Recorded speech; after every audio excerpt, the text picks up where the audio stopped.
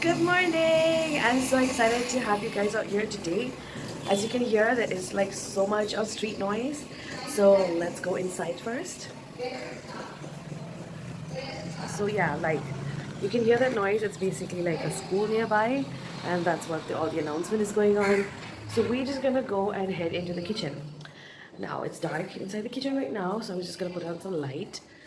But so today's video is going to be, well, almost an extension of the January challenge of having a cooked meal. And I decided I'm actually going to cook one of my most favorite and most easiest dishes for today's vlog. For today's dish, I'm going to be cooking khichdi, and that's what we call it in my house. But most of you would know it as pulao. For us, it's literally the most easiest thing, and it uses only a couple of ingredients which are very easy to get a hand of. And all you need, it's one pot dish, and that's what I love most about it. Now the one pot that I'm actually going to be using is my trustee pressure cooker. Now this is a really big Hawkins that I have, and it's a 6.5 liter capacity. I love it. It works perfectly well for my 2 cups of rice. And yeah, now if you have not ever handled a pressure cooker before, if you are a little bit on the younger side, like you're across your teens and you're living alone, you're in college and you're living alone, try to see if you can get your parents to help you with the pressure cooker or teach you how to properly put a pressure cooker lid. But if you don't, I will teach you one thing. So the most important thing with the pressure cooker is this. Now this guy, if it is not put tightly and firmly, then you can make out that it will not cook properly, and then you'll have to lid it. This is the one that makes sure that all the steam is kept in, and if it is not put in properly, then it's not going to get cooked right. And then you'll have to have the whole hassle of trying to put it out again and putting it back in. Now, just make sure that it's securely tight. The second thing is essentially putting the lid. So you have to make sure that your lid is really put on tight, and I'm going to show you how. So in the case of this pressure cooker, there should be absolutely no gaps around on the side. As you can see, it is completely sealed all around, so that's how I know that this is actually closed in right. But if it is not, then you will not, one, be able to close this handle, and two, you will not get the right results from your pressure cooker. So these are the 2 essential things that you need to take care about when you are handling your pressure cooker. Always be careful. I cannot stress that enough when you're using something like a pressure cooker. Be careful, and let's move on to the cooking. So for this recipe, I will make sure that I will tell you the ingredients as we go along the process. I will also make sure I will list the recipe in the description box below, so that it's easy for you guys to actually make a note of it and use it whenever you feel like. So without further ado, how about we move on to the cooking? So my gas is on. My pressure cooker is empty. Let's pop in some oil. The measurement of mine is a teaspoon, so I'm going to put in about, let's say 6 teaspoons of cooking oil.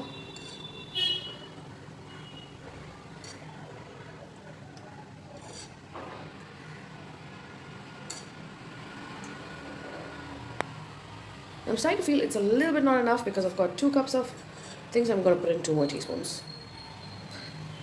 So we're overall putting in 8 teaspoons of oil. Don't worry, it's not that much. The next ingredient that we're going to put in is about a teaspoon of cumin.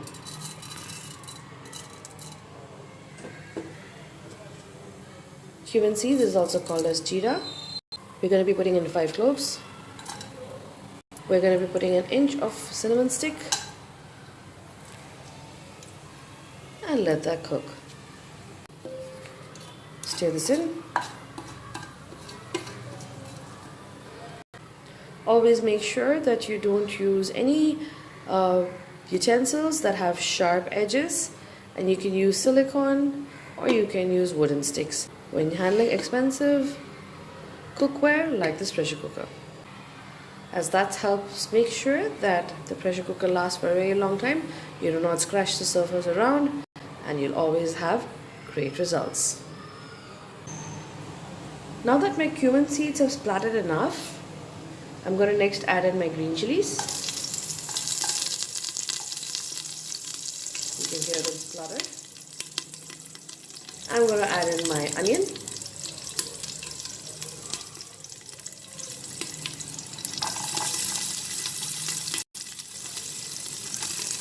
So just to update you, I've put in about 6 green chilies and 2 large onions chopped. Now it doesn't have to be necessarily finely chopped, but you do have to make sure that you've chopped them pretty decently enough so that you don't get large chunks in your mouth. So just stir that and wait until the onions become translucent.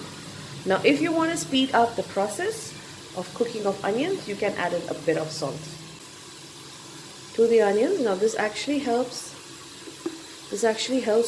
speed up the cooking process of the onions. And that's just a touch of salt.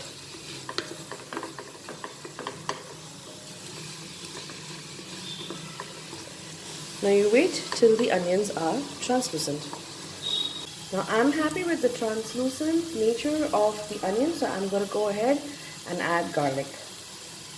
So I've added like sort of almost sliced as thin as possible garlic, and this is about 8 numbers of garlic for 2 cups of rice, or 4 numbers of garlic for 1 cup of rice.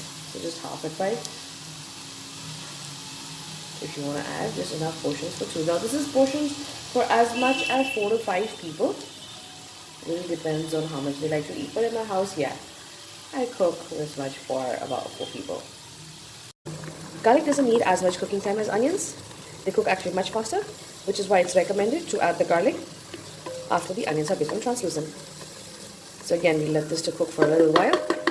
So I'm happy with the way that the garlic has cooked now, and I'm going to add the next step is half a teaspoon of turmeric powder. So again, let's just stir this mixture. So the final dish ends up actually having this lovely pale yellow look, and one of my favorite colors actually in a dish. I don't know why, but I just always loved this dish and the color.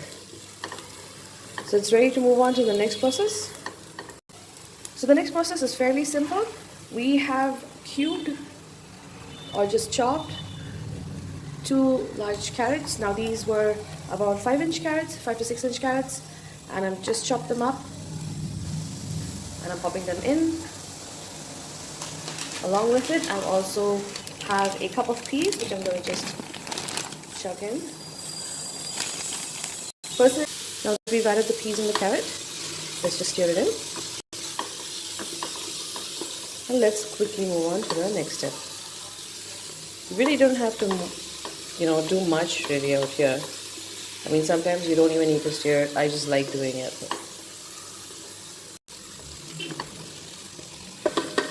So at this point, if you want to, you can just pour in a bit of water to help cook along. Now at this point of time, let's add one of the few final ingredients, which is the rice. Now out here I have 2 cups of rice that have been washed and drained completely. Now this is not basmati rice, but you can use basmati rice if you want to.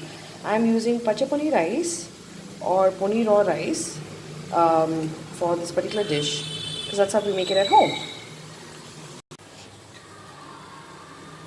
So I've added all the rice in and I'm just going to stir it with the carrot and the peas mix. And it's already looking so good, and to some level you can understand what it's going to end up looking like at the final outcome. So stirring it. You don't need to over stir it. At this point of time, you can just add in water. Now the measurement is, because of 2 cups of rice, I'm going to add in 5 cups of water.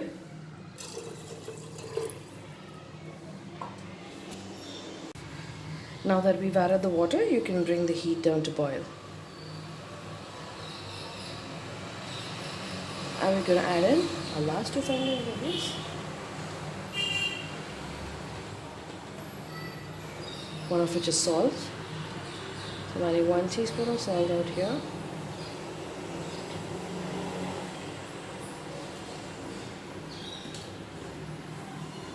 You can add up to 1.5 teaspoons. Stir it.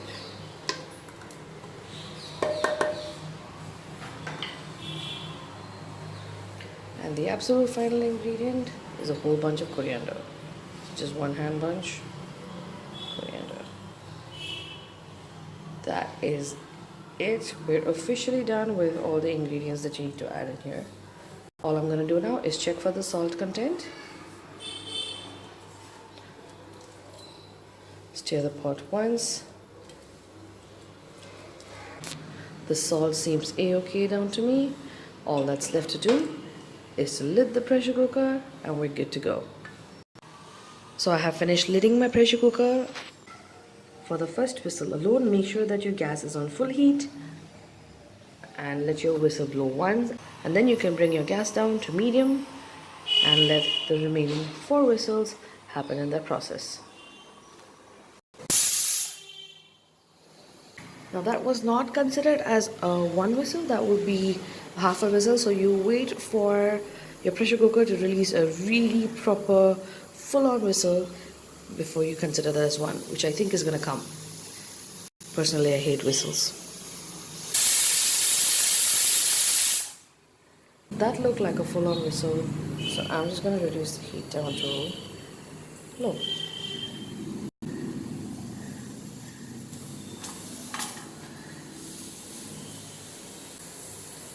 Personally, I find this brand to be the safest brand when it comes to pressure cookers, because the other one where the lid closes on the outside, I find has the potential of coming out if you've not closed the lid on tight. So I've been using this model for over a couple of years now, and this particular one for the last 1 year. Absolutely love it. It's one of my favorite brands, Hawkins.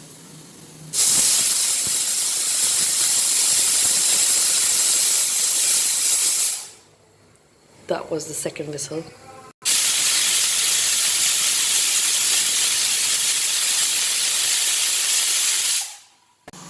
Now I'm just waiting for the final whistle. After the final whistle gets over, you completely shut down the gas and just wait for the pressure to release before you try to open.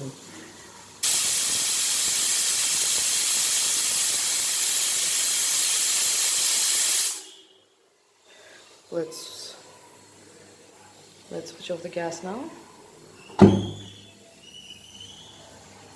And we'll leave it until the pressure is completely released, or at least for the next 15 to 20 minutes, so that until you stop hearing this little whistle making that sound. So it's been quite some time now. Let's check if the pressure is off the pressure cooker. How you do that is just by ever so slightly lifting the lid up. Now when you do that, if you don't feel any pressure, means that the pressure is off. So I'm going to take it off now. Still be careful, it will be hot, so use a cloth.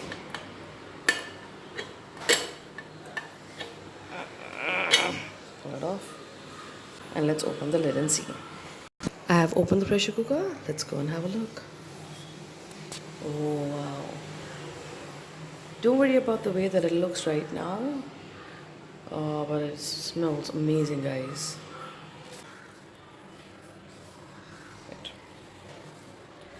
So the rice is cooked raw. It looks amazingly awesome. That's it. This is my quick khichadi or pulao. You can have this with just plain curd or accompany raita, which is basically you will finely chop onions and mix it along with the curd and serve it along with this. Or if you don't like that, you can just have this on its own. So don't forget to try it out and let me know what you think about it. Bon appetit!